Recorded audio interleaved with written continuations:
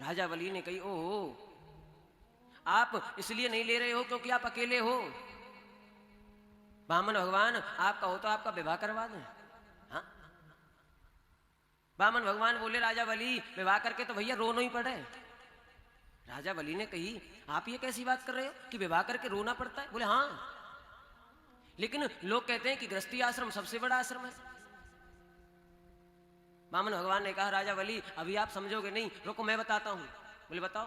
बोले मान लो आपने हमारा विवाह करवा दिया, अब हम 1 से 2 हो गई, हमारे रहने की व्यवस्था। बोले रहने की क्यों चिंता करते हो, हम आपको स्वर्ण का महल बनवा कर दान में देंगे, उसमें आप दोनों रहना।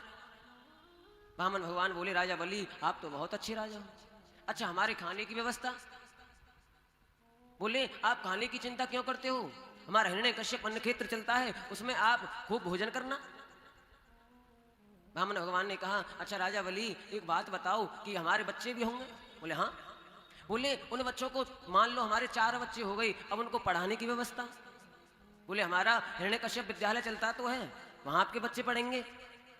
राजा बलि हमें एक बात बताओ, मान लो हमारे 4 पुत्र हो गए और उनमें से एक पुत्र मर गया, तो उसके लिए रोने की व्यवस्था?